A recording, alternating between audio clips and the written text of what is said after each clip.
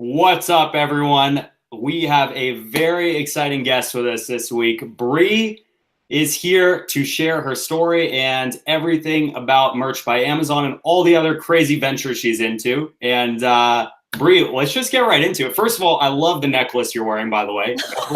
Boss swag going. I love big, gaudy jewelry and shoes. The best way to do it. Gotta be loud. Absolutely. So let's just dig right in. I mean, I think the biggest thing we want to start and kind of share with our audience is like your background, who you are, and you have your hands now in so many things. And we were just talking a little bit off camera about all the different things. So Sure. I want to hear kind of like how you got your start, you know, in the online space. Was it through e-commerce? What was it through? And yeah, just whatever else you want to share. I want to hear about it. All right, cool. So I will give you an overview of kind of like how I started out and how I got to where I am now. Basically, I was like the typical serial entrepreneur that popped out as a kid, like wanting to make money. And my daughter is 5 and she has that same genetic streak. Like I literally was like the neighborhood hustler, like people like, let's do a talent show and we're charging, tickets and or I'm going door to door, like selling things. So then by the 90s in my teenage years, I had already been working for years in retail jobs. I got my workers permit. And, where's at 14, what are you going to get that's that profitable? So I found by like 15 or 16 years old, I found eBay and I liquidated my bedroom. Nice. So I was like, you know what? First of all, I went through a growth spurt. I'm pretty tall. I'm 5'9", and my snowboard was too short for me. So that was the first thing that went. And then I was going and kind of becoming more tomboyish. And I had as a child like a porcelain doll collection. So out that went, liquidated all that. Those are and then so, oh yeah, they are. Some of them. But now I'm like, oh, I don't even want to look at them. I don't know if it's just sure. It's not my thing. Phase out. Yeah. So, I mean, I started with that and then, just kind of dabbled with it. Let's see. I was a competitive figure skater as well. So I had like kind of a weird upbringing, which kind of lends itself to why I can handle so many things at once now in my adulthood. Right. I quit competitive figure skating, went into the academic route, and by 21, had my bachelor's in biology and my teaching certification in bio and chemistry. So I took a position as a middle school teacher and taught for 8 years, got a master's in biology, and then went back and got a second master's in school building leadership, became the assistant principal for a year. And I was like, oh my God, I was so burned out. I was like, I don't know if this is for me anymore. The educational system had changed. And even though I loved working with kids, I don't know. I had just kind of reached a wall. I thought getting degree after degree and kind of like moving my way through the school system was going to satisfy me. And it wasn't. And the monotony got to me too. Yeah. So throughout that time in the background, as I was growing up, I was very good at getting credit cards and charging them up. And so very easily, like I needed to find a way to start to pay off the financial irresponsibility. And so while I was teaching, I was also selling on eBay. So about this time where I went, what year was that? 2010. I just like had like this meltdown. Like, oh my God, I have 2 master's degrees. I spent all this money. I'm unhappy at my job, but I had known that I had sold on eBay part-time this whole time. And when I started to look at the numbers, I realized that I was making more on eBay part-time, and I was happy as a clam, than I was making full-time as an assistant principal. Then you add in, I was commuting every day. So basically, I retired at age 29, from teaching. They granted me a year's leave of absence. So I was tenured. People thought I was nuts, like leaving behind great health insurance and that tenured position. But they gave me the year leave of absence unpaid to make sure that I was making the right decision. And within a month, I was like, yeah, I'm not going back.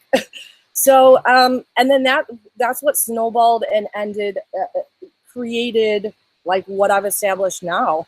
From eBay, I moved into Amazon FBA because like everybody, I was looking for that next thing. I was making like $10,000 a month as just me. And in fact, as a stay-at-home mom at one point. just on eBay. So I wanted to be a one-woman show because I was a control freak. And so then I was looking at Amazon FBA and dabbling with like moving some of my eBay stuff over there, looking into books. And this was probably 2010, 11, 12. By that time, 2014, I discovered Amazon FBA was a beast and I loved it and I wanted to go crazy with it. And that's what I did for a few years. I started to kind of lean back on my teaching because so many people naturally gravitated towards me because I would share in the community and they wanted help with things. So that led me down the road of opening what I call information brokering companies, or companies that are selling digital products or information that are helping other sellers. Things that were born out of the need because I needed them and I needed help. And then when I sought out that help, I'm like, other people need this too. And so I guess the natural progression, again, with a lot of the Amazon FBA sellers is you get that on automation and you love what you're doing and you're making good money. And then you're like, okay, what's next? You got the entrepreneurial shiny ball syndrome. Like, I got to tackle something else. So let's see, late 2015, I had known Chris Greene for years from the Amazon community, and he opened up his big merch group, and I got added into the group and got into print on demand and merch. My story with that was by December of 2016, I was doing $14,000 in royalties a month in my pocket. A month? Wow. Yes, Wow. yes. That's However, yeah, oh, it was nice. Yeah, I bet. And so by December 2016 was when they did the big, crazy termination of tons and tons of accounts. And I'm not going to say that I did not have any like warning that something might happen. Absolutely. I call myself the Maverick for a reason and the Trailblazer because like I pushed boundaries. It was new. There were no rules. I was in the beginning cohort of people where every shirt said, fuck this, fuck that, bitch, like assholes. And people were like, yeah, and it was gold and it was selling. And then they decided they didn't want that on the platform. And, you know, you're excited and it's the Wild West and you have thousands of designs up and you're like, oh man, now how do I pull all these down? It's just me going crazy, uploading with no organization. So things like that, I'm sure led up to it. But I did not get a warning. I did get terminated. I got suspension. If you guys want me to elaborate on that story, it's pretty crazy. But I was one of the only people that ended up with getting my money and my royalties, even though I got terminated. Elaborate away, by the way. We have time, so. Okay. Well, they took people's money and did not give it to them? Yeah, so the basics are like they can kind of make a decision, you know, based on a case-by-case basis. I mean, if you've really been messing up, they could say, bye, you're done, get off our platform, and we're keeping your royalties because you've been, you know, violating copyright or trademark. So in that time period in 2016, I had got the typical, you know, there was no system to filter trademark infringements or anything. It was crazy. So I got the typical note, like, you know, you got to be careful. You have too many policy violations. And then one day I just kept uploading designs. One day I log in. I can't access anything. There's no email. Then there was an email that said that there was a temporary suspension and I needed to clean up my account based on, you know, the policies. Fine, no problem. It freaking sucks when there's thousands of them on there and you're like, oh my God, I don't even remember where the files are on my computer. So I did it and I cleaned it up and I was always very communicative. I'm long-winded. If you've ever seen my posts, I'm like, I go on and on. So like I made sure I was in contact with them. I cleaned it up and everything. So I got reinstated. I had another unannounced suspension for a second in there. I don't know what was going on. No communication. Reinstated again. And then they finally said I was, let's see here. They finally said I was terminated at some point. I think they owed me like $8,000. And I basically thought, okay, like I'm going to kiss the money goodbye. Right. Well, it ended up in my bank account. Oh, I'm like, pleasant surprise. Wow. All right. This is cool. Well, the strange thing is, and I have all the documentation for this, it got taken back out of my personal bank account. Whoa. So Yeah. So actually there were like, of course, checks written and things of that nature. And I'm like, oh my God, okay, I don't know what's going on here. Fix the problem in the bank account, but still I'm like, what the hell just happened? They took it back out of my bank account. Wow. I didn't know who to contact back then. I just went through the email system and just said that I hadn't given consent to remove money from my bank account and showed like all the documentation of our communication, and they gave it back. But then I was done. So it was over with. Wow. But so no more merch on that account. Of course, we now know that there are other ways to do that. It's a business. There are other EIN numbers. At that point in time, too, you could have multiple accounts in a household, and you still can actually under different EIN numbers. So I'm still in the merch game. I couldn't leave it, but I'm definitely had a lot of great time to like learn and explore other things in print on demand because I thought I was going to have to, and I know it's been an amazing ride since. Yeah. Yeah, that is one roller coaster of a story. Yeah. I'm glad to hear that, everything worked out, in the long term, Yeah. eventually. But so it sounds like we kind of had different or similar stories where you sold on eBay.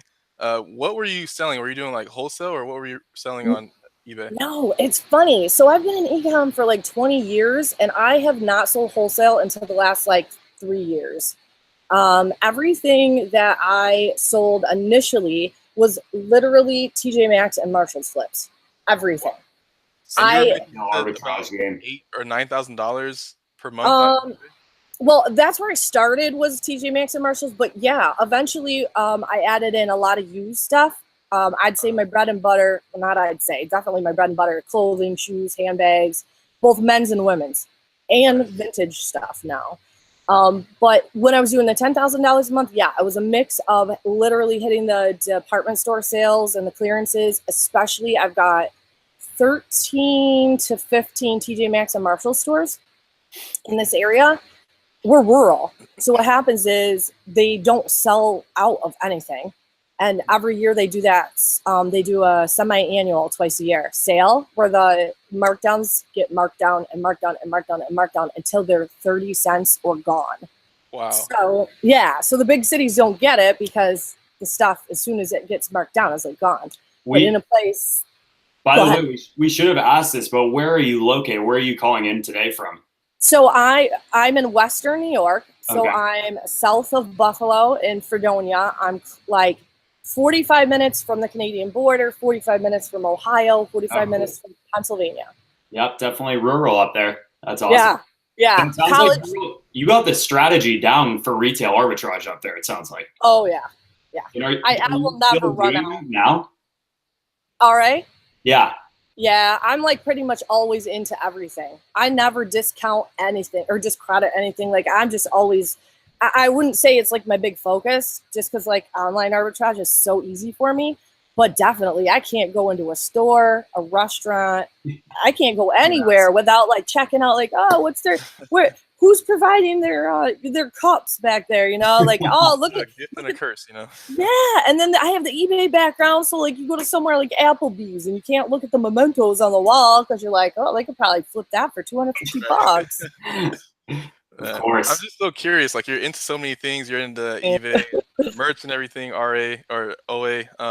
What's your workflow like? How do you have all this going? Do you have people helping you with your business? Yeah, so eventually the control freak had to loosen up the reins a little bit because the one-woman show thing is very difficult. And so, yeah, I do have help now. And what I always tell people when they're like, holy crap, like, how do you do all this stuff? There's no way that you're able to do all that. Well, because I've been in it for freaking 20 years, first of all. And I establish one, and I get it kind of like almost automated, running where it's like nothing to just like, you told me go list 10 things on eBay right now. I can knock that out easy, like an hour. No big deal. Like it's nothing. Do I have help with each of those things? Absolutely. So I co-own D4D, and we have at any given time 50 virtual assistants. Wow. So Nice. at any point in time, obviously, I can use them for personal use as well. And it's cool because a lot of them have been with me for years. So it's almost like having personal assistants. So they're in a different time zone, but I could be like, hey, I need help on Poshmark. I'm way behind. Can you pop in my account for me? And, like list all these new eBay listings for me over there. And so I do have help in that respect. Wow, Absolutely. that's awesome. It's crazy. I only have one virtual assistant, and I'm excited to have like that one designer, because he actually keeps me going. So sometimes like Chris and I both work full-time jobs. So like if I'm kind of like down on merch for whatever reason, like my sales are slow, it's crazy because my designer will still be messaging me on Skype like, hey, I need more designs, like give me more. So he forces me to like keep going too, which is awesome. Yes. Yeah. Yeah. It's weird. I guess where I am right now in my life and in my career, it's a lot of managing and delegating and decision making and being the creativity behind things. And then having people on my team and having business partners and having VAs and friends and family and just this huge squad of people that you can lean on. And depending on what it is that you're doing, you have these connections that you've established. They have a strength that complements yours, and you get shit done that way. Absolutely. There's still so many things I want to unpack from your story, because I just feel like first of all, like Chris mentioned, like I see a lot of similarities, but obviously like I feel like I'm just a lot earlier on that track than you. And so I think it's just a few things I wanted to touch on were that you said like you started doing eBay out of necessity, right? Like the very first thing you sold was the snowboard. Was that the first dollar you made online? Yes. Yeah. Okay, yeah. So you started because like you needed to make more money, and then that skill set, that was not the time for it to really blossom, but you kind of established that skill set, and then you got into teaching, and then it's the funniest thing the part that's funny about what you're pointing out here is that so I gained those tech skills because I just had to teach myself, and like I graduated in '98. We were not using computers, like we were still like.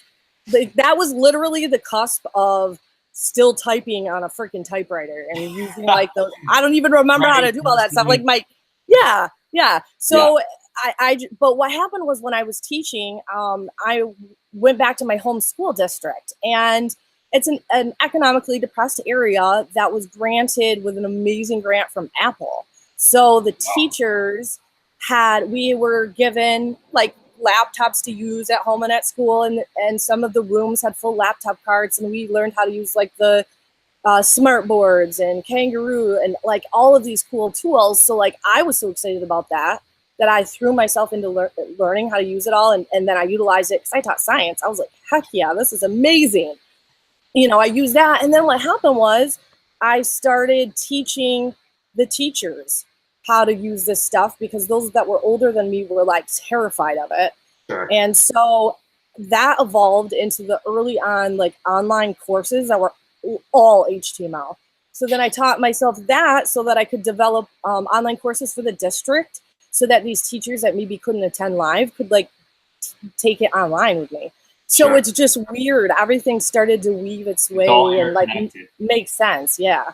Yeah, and that was like another thing I was going to say too, is it's interesting how then the teaching came back full swing, and that allowed you to then now you're putting out, content and all that kind of stuff. And you can tell like just by the way that you communicate, like you can get a clear message across to people, and all that's probably stuff that you picked up along the way. So I just think that it's so cool to see how that story works. And in weird ways, I feel like it's similar to what I've learned. Like I got into eBay out of necessity because I wanted to make more money, outside my full-time job. And that skill set's kind of helped me get more into e-commerce, and each level has kind of taken you, like pulled you further in. But the most important thing is that you have to start and kind of like start sowing those seeds at some point. So it's really cool to hear from me. Yeah. And always start with whatever, like just, people will always say, man, you have so many different income streams. I don't even know where to start. Right. First of all, I always say, what are you into? Like everybody's like obsessed with something. I don't care if it's dogs or, like skateboarding or football or your kids or whatever. Like use that, and then use the mode of delivery for the content or the products or whatever that you're most like clicking with. Like for some people, they're like, oh God, I don't want anything to do with eBay. I don't want to touch it. I don't want, but they're like, this Amazon thing clicks with me. Then go with it. go with your gut, go with what clicks, because if you're trying to force yourself to do eBay or force yourself to do merch because everybody, and you're probably gonna suck at it because you're not. Right. I can definitely agree with that. I mean, we're living in an age where there's so much information available on the internet. You could just start anywhere, pick up some information, and Yeah. just go with it from there. You know, if Yep. you're into dogs, learn how to sell dog clothing, learn where to source dog clothing, learn Yeah. where to sell it. Like, there's so much information online. Just start somewhere, and then if that doesn't work, you just move on to something else. You And know, that's everyone, like to your point, you know, everyone says they want to do something, but they don't know where to start. Start with something. Get into something. You know, really just look on the internet for some information. yeah, take action. And it's not linear, and it's not meant to be linear. Totally. Like when I work with in a consultant atmosphere, and I'm working with clients, and like it's hard to sketch out exactly where we're going to head, because sometimes halfway through the plan you completely pivot this way because it makes so much more sense, and you encounter information that makes you change your mind, and it would be silly and stupid to continue on that pathway. Totally. When, you know, so I think it's, you know, learning to know when to pivot instead of continuing to put time into that. I mean, yeah. like, I think there's a thing for that, the sunk cost fallacy. It's like people feel like, oh, I already put 100 hours into this like e-commerce thing, so I need to. I gotta finish it. I gotta see it through. You know, it's like if you're reading a book and you're 2 chapters in and you're like, this book's horrible. Like, don't keep reading the book. Like, put it down. Yep. And find another book. Like, you know, but that's easier said than done, right? So. Yeah, and of course there's a fine line too, because you know especially when I was in Amazon FBA, like seeing all of the posts of the new people that like give up after 3 seconds, like, you know, or there's definitely a value in saying, look, what I'm doing is not making sense. I need to change something. And then there's also value in sticking something out long enough to know whether you should continue that route or not. Totally. So so off of that, and then I think we'll kind of switch gears into merch specifically, but like, sure. How is there kind of a certain level where you try to get a business up to before you, like, are you trying to get it up and running, making, let's say, $1,000 a month, and then passing it off to be run by your virtual assistant team, and then kind of switching to the next, you know, shiny object, I'll call it, or the next kind of business? Or do you have any criteria for how that works? In theory, yes. I try, like, for instance, you know, at the very beginning with eBay, I don't know why I picked 10,000. I guess just because I felt like I was at that $10,000 mark, and it was getting tough to like really surpass that unless I wanted to bring more people on. So it's kind of like on a case-by-case basis. But what I'm noticing now, because I have my hand in so many things, is that I get something cooking over here and it's like 75% done, but this thing over here needs my attention right now and somehow connects. And so I'm gonna launch this softly or in the background, keep this going until it's done, but this is moving along with it. It's weird when you travel and you talk to people. You just have to jump on opportunity when there's opportunity. And it's easier for me to say because I do this full time. Right. So like if I got to jump on something and launch something tomorrow, I can literally stay up tonight all night and do it. And that's how I make it happen. That gives you a lot of power, but you have to work up to that level. Like people, you know, for us, we're still in the full-time jobs, and maybe we'll be at that level at one point, but it's like the baby steps got you there. Like you didn't just throw caution to the wind and go straight from just quitting your job teaching and jump into like a fresh e-commerce business. Like you were already doing it on the side. So, and that's an important point, no matter which way you want to go with things. If you want to leave your full-time job, I know it sucks because I did it, but you have to make sure that that side hustle before you leave that job is making enough money to sustain you and then some. Because so many people come to me and they're like, I just got laid off. I got to make this work. No. You go back. Go find a job. Find a job. We can still work on this together, but you got to find a job, because that's not how this works. There's a lot of things that people don't take into account, especially if they're not into business.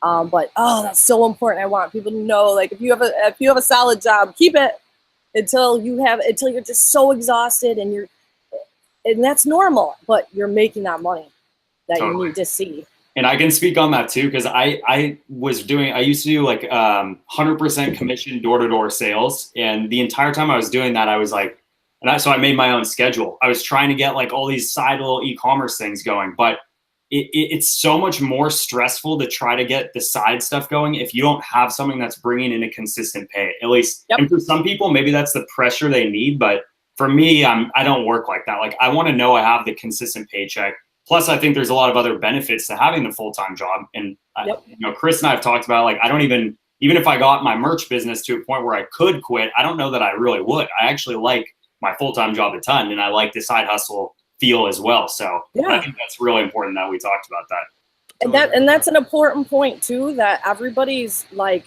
ideal situation is different. Like some people couldn't stand the thought of having the lifestyle that I have as far as like being at home. Like they need to be out. They need to be out and social, and they love their, like I have a close friend. She loves her full-time job and she makes a killing on Amazon. And in other areas. She could leave, but she loves her job and she loves her coworkers and she loves the people there. Like we're all different. I'm a hermit. A good way to put it. Yeah. Oh man. Well, so let's switch gears a little bit and kind of focus a little more on merch.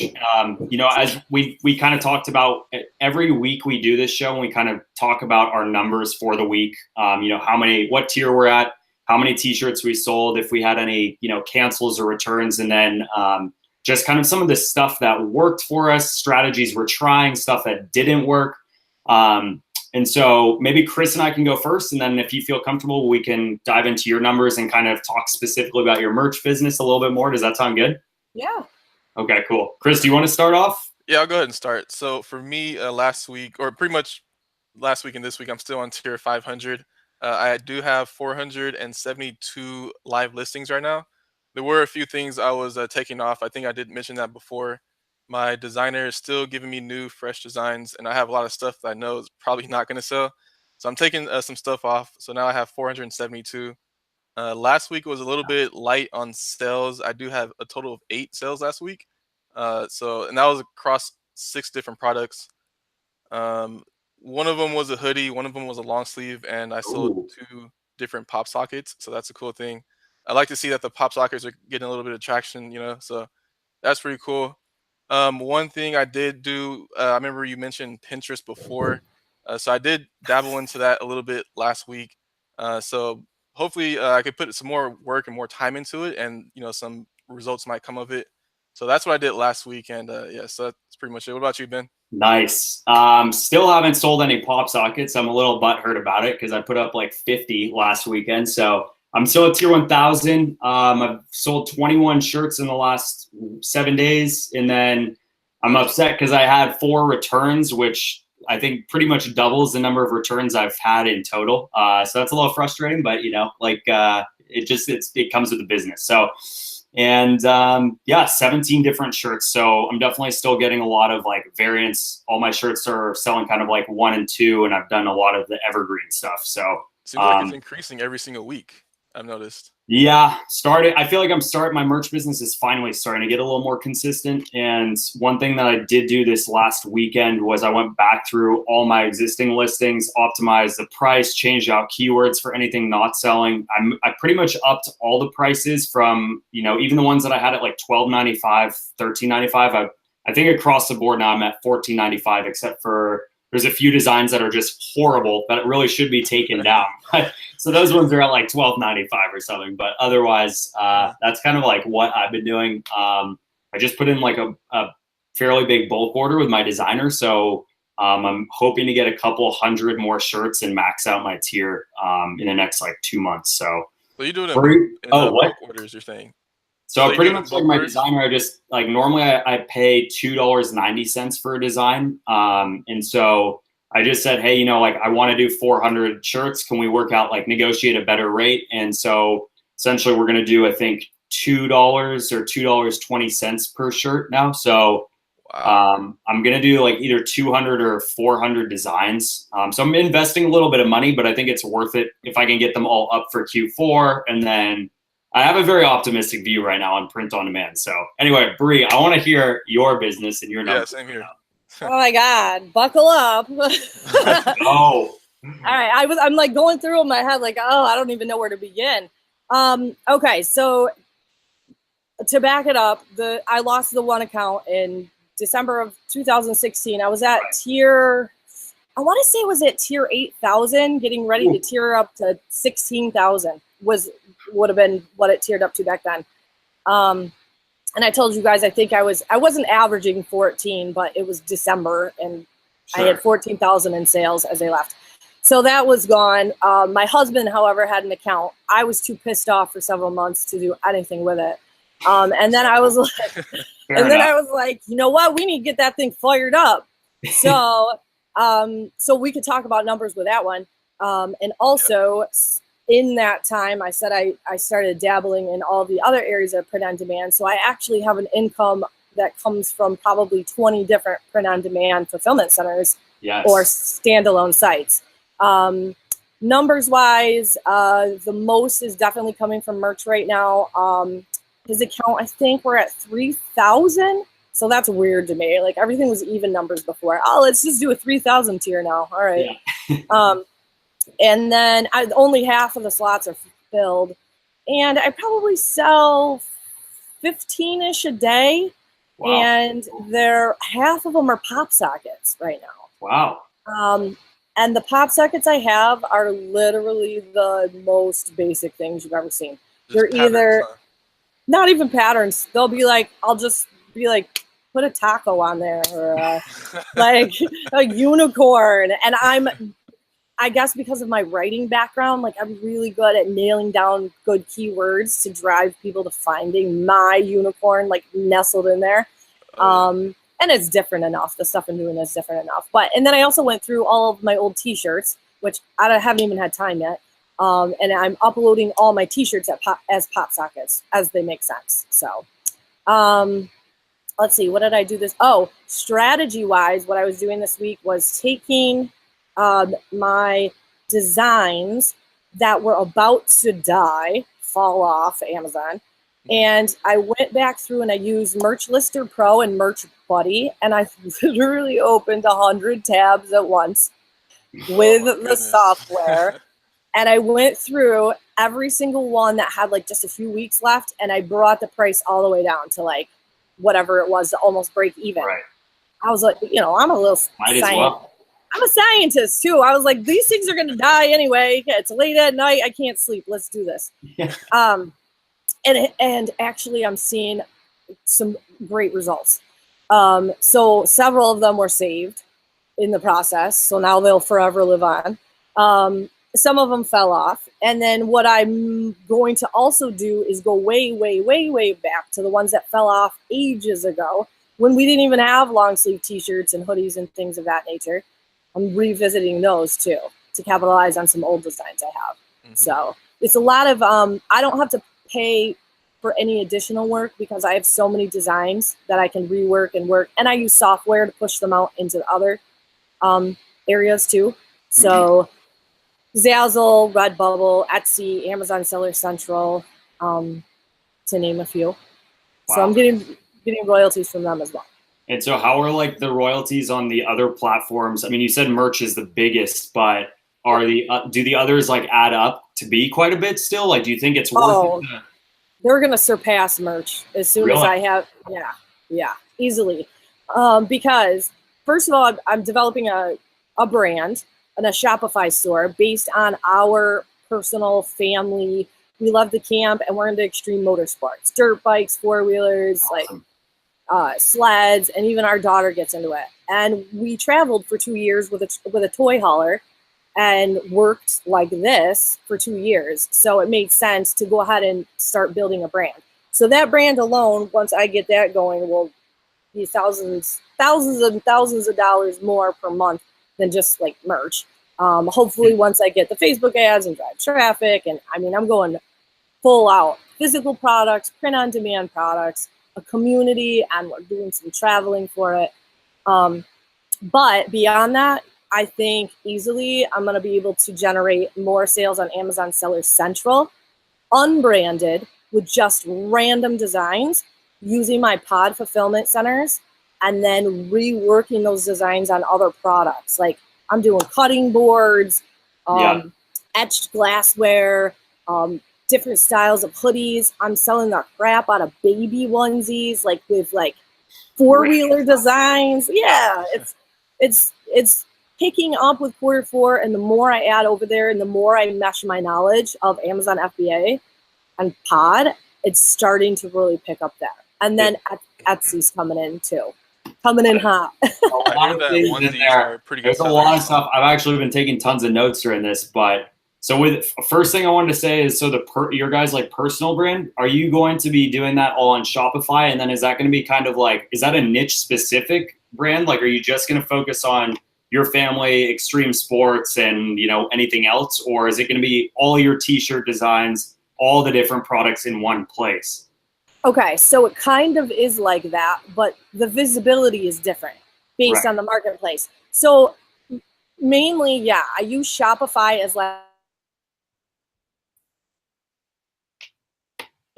fulfillment partners that I work with is Printech. And that makes it really easy for me to organize everything and where I want the designs to go. I could easily let them all go into my Shopify store, but I really do want to niche down and have it be all of my four-wheeler, sled, snowmobile type stuff. Yeah. So I have that option though. When I use their integration, I put a design in there and then I choose where it goes. If I don't want that one to go to Shopify, then I literally press a button that says push to the Amazon Seller Central, push to Etsy, and then I'll be like, nah, don't push that one into my Shopify store. So you're using the integration that's already in Shopify? Is that what you're talking about?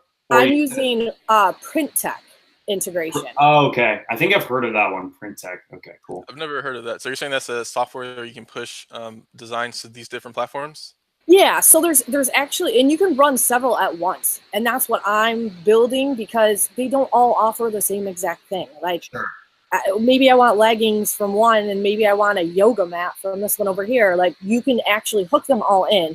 But yeah, the main player for me has been Printech just because it integrates with the main players, Amazon, and I love their product selection and their pricing too. But so the Printech integration sits within my Shopify store.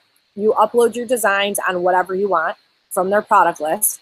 You can use mock-ups too. So if you want to get all fancy on Etsy, and they even have a lot of that stuff for free. And then, yeah, you just upload your designs and then you choose like where you want them to go. 100% of my designs go to Etsy. I just do a variety store over there. Sure. And 100% go to Amazon Seller Central. And then I pick and choose for my Shopify store. I do something kind of similar, which is actually how I got into print on demand, where I had a Shopify store and then I was using Custom Cat and I pretty much housed all of my print on demand products on Shopify. And then I was using various integrations to sell them. And the biggest one that worked for me before I got into merch was actually selling coffee mugs that on Seller Central. So when I got an order on Seller Central, I'd manually go order it from my own Shopify store. And the margins were nuts. Like it was, and I still sell these. Like I was making a couple $100s a month from doing that. Yeah. Which is why I'm so curious about that. And the one other thing I was going to ask is, how do you handle, like what's the fulfillment time like? Because I know obviously Amazon, I've always wished that there was someone who would understand the value of getting an order printed for 2-day Prime outside of like Amazon. Like if Custom Cat or Printful, if one of them offered some service where it was like 2-day shipping and you could turn on seller fulfilled Prime, game changer. Game changer. Yeah, it'd be amazing. Yeah, I mean the fulfillment time is about average, but I haven't had any complaints. And I mean, I have a really old Amazon account. I mean, that thing's been since 2010. So like I guess it was pretty risky in the eyes of some for me to go in there and say, hey, I'm going to merchant fulfill, and now I'm going to tell everybody it's going to be 8 days maximum, like it's been absolutely fine. They know it says right there in big letters, like, that it's going to take a little bit of time, but it's custom. And here's the cool thing that I forgot to mention. 2 cool things. One, everything's automated. Like I do nothing. I don't fulfill anything. Like I get in my travel trailer and cruise around and it's just selling. Yeah. So that's amazing. And then what was the other thing I wanted to mention along those lines? Shoot, it might come back to me. No worries. But yeah, I lost track of it. Darn, it was good. Fulfillment times, automated. Yeah. Oh, thank you. It actually integrates with Amazon Custom. So it's the only one where you can sell print on demand, like a cutting board that says like grandma's babies. Interesting. And then someone on Amazon's end is like, oh, I want to put all the grandkids' names on here. So you can set that up on your end to just be automated. So your customer, you could do a whole line of cutting boards if you wanted, where people can then put their name on top of your print-on-demand design, and Print Tech prints it all, and they get this customized, personalized, like who does that? Both of them. And there are some other pod fulfillment centers that offer this, but you got Amazon and you got automation here. So it's like amazing what you can accomplish. That's massive. That alone is a golden nugget for me. So thank you for sharing that. Yeah. I was actually looking into getting to the Amazon custom as well, but I didn't know what I was doing. I just downloaded the images and put it on there because nothing integrates with it. So I'm glad to hear that I can use Print Tech for that. Oh, and I sign up for everything. I don't know how long I've been at Amazon Custom for, and I didn't even know what I was going to do over there. I was just like, well, I better be there just in case, Well, now it's come in handy, and now I don't really have to know how to do it because, it'll just be taken care of through this Print Tech automation and It's funny.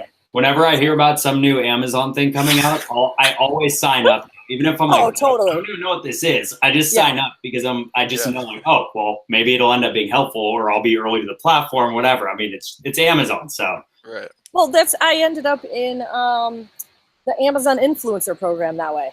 Like, I didn't even know what the heck it was. I had an Amazon Associates account. Or what was that? I was just saying, I've seen a little bit of that through like Amazon Spark, but what exactly is that program? It's really just a landing page for you to like itemize things that your followers know you for, I guess. Like I've got ketogenic snacks on there and like clothes I wear and like like books though that I read, or like courses that I've taken that are on Amazon, stuff like that. So it's just you said a landing page for you to drive your traffic to that landing page and just buy stuff through like affiliates, I guess. Yep.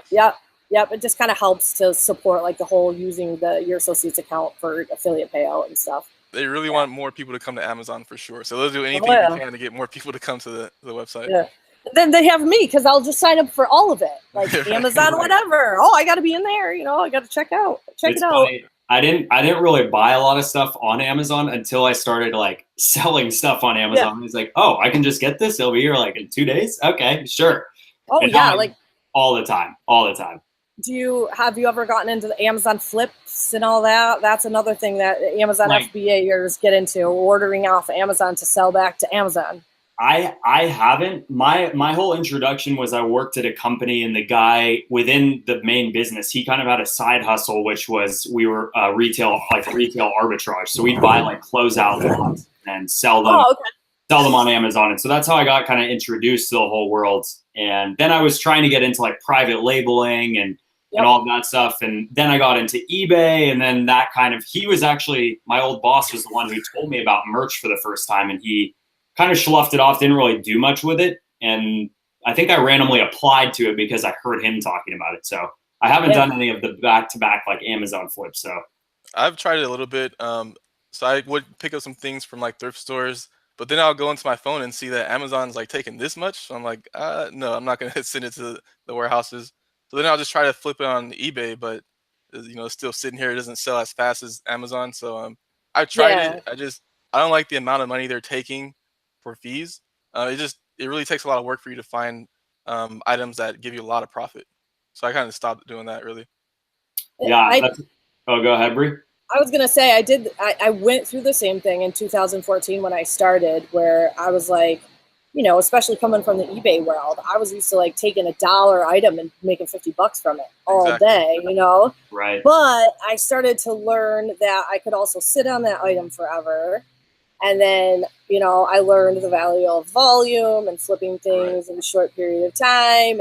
But it took me forever to have a bankroll. I mean, I was the thrift store Amazon hustler. Like, I was like juicers and coffee makers and books and like anything I could get my hands on that was okay to sell on Amazon that I could get for hardly anything. And that's how I finally started to learn it and have a bankroll to buy stuff to sell.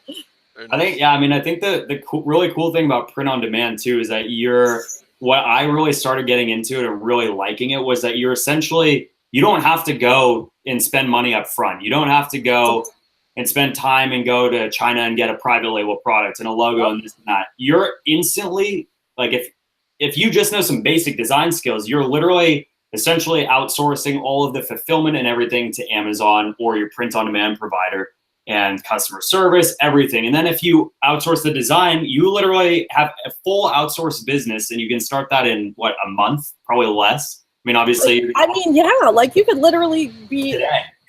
Yeah, you could start it today and be making money by tomorrow with no investment if you have at least a little bit of design experience. Or hey, now like if you can operate a smartphone, really, you know, there's so many design apps and things that people could use. And to be honest, I am a horrible designer. Yeah. And I tried for like 2 seconds. I have a great eye and I can translate what I want, but even so, a lot of my designs are still simple, and you could easily do them on a phone with silhouettes and, you know.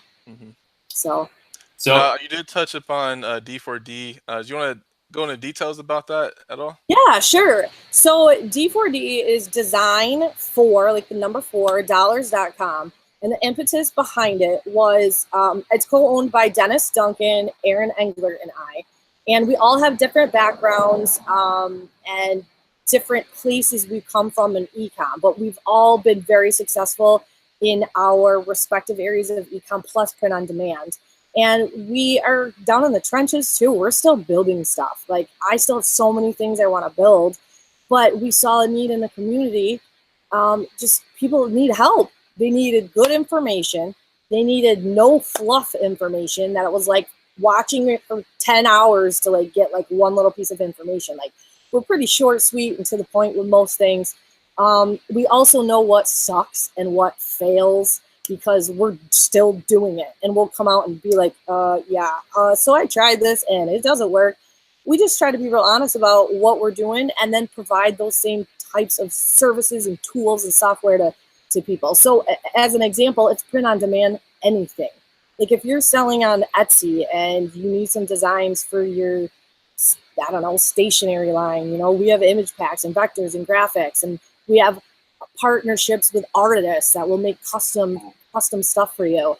We have ready to rock packs, we call them, like design packs for the person at 2 a.m. like me, who's like, yo, I just got teared up and I'm not designing. Right. So I'm going to go try to find something to make something happen. Well, we have RTR packs. So what we do is we've taught our crew, our team, how to do phrase research like we do for our own company.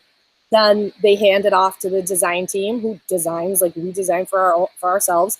And then if you want, it gets handed off to get copyright, you know, the keywords and all that done. And you get to download it instantly. Like you don't see all of that. You just pop on the website at 2 a.m. and download your avocado designs or whatever it is that you're looking for. And they're sold once too. They're trademark checked. You're the owner. It's commercial rights. We give you the PSD files for free. I know most graphic design firms, like it's a lot to get your PSD file. We just throw them in there because we want you to then be able to, like, I call it work in your designs. Like if you buy a 10-pack, 25-pack of designs, you could actually work that thing like infinitely if you could figure out how to manipulate the PSD files. You can scale things by changing, you know, sports and terms and colors, and not to mention putting it on all the different products and platforms. One design can be 1,000 products in 1,000 places. That's so cool. And there are tools out there, like free tools where you can invert colors. You could take their PSD files, pull the graphic out, and totally make a new design from it. Just, you know, rip it out of there and use it somewhere else. Like there are just so many different things. Or if you're like me and you wouldn't even know what to do with the layers of a PSD file, that's cool. Just upload it. Just upload it on everything you can. On any pod. Zazzle, Redbubble are the top ones outside of, you know, your top merch, Amazon Seller Central, and Etsy. But there are other ones too that are amazing. Fine Art America, like if you find kind of one you vibe with or that your audience really likes your stuff, like go for it. They're free. That's amazing. I know for me, like when I first started merch, I didn't know how to design, so I pretty much I opted for a designer, but not everyone can be in that position to pay a designer, you know, every single month or something like that. So if you get these packs, that'll be a huge benefit for your business. So if you guys don't know how to design or anything, I definitely suggest checking out D4D. Thank you. We'll And put, yeah, we'll put links, by the way, wherever you guys are watching this, somewhere in the description. So, and we're game to, like, if you guys have an idea, anyone who's watching this, and you're like, I really wish somebody would do this or do that. Like, we actually have software that we've launched, and we have software coming. We have tools that are coming. Like, if you're like, I just wish somebody would come up with something that solves this problem for me, let us know, because we have a team. I have artists, I have web developers, I have software programmers. Like, we have such a squad that can make these things happen for you guys too. So don't be afraid to, like, shoot an idea out and be like, hey, what do you think about this? Cool. We'll make it happen if we can. That's awesome. Amazing. Very cool. Anything else that you want to share, Bree? Chris, any other questions that you have? Breeze, you want to say anything at all? I just want to tell everybody to go crazy with their pop sockets. Get in there quick. I mean, I'm such an OG from merch that I'm like, oh my God, this is like merch 2015 all over again, because we got pop sockets. Like, there really is a playing field. You're at ground level, and maybe it's not going to be the exact same. And don't quote me and say I'm going to make $14,000 a month now in December, Bree. No, it's not going to happen like that. But yeah, get all over those pop sockets, because they're new and they're trending. And will they fizzle out at some point like other trending things? Duh, yeah. But get in now, while it's hot. Put whatever on there. Put your old designs on there. Put graphics on there. Put a single word on there. Find some commercial graphics that you're allowed to resell. Like, no, people do that. People will put like just a letter on a pop socket, and it'll sell too. Yeah, like I'm selling one that's just a white silhouette of something, and it's a really basic something. Like, okay, it's got to be the key word, and they just wanted the simplicity. So don't like avoid things because you think it's not going to sell. Get in there if you got the spot and upload stuff. There's someone that'll buy anything. That's what e-commerce has taught me. Like, you'll throw out random designs and someone buys them. It's shocking. Especially during Q4. Yeah. Now's the time. Bria, I also wanted to ask you one more question, because I get a lot of people that are in like tier 10 and tier 25. Sure.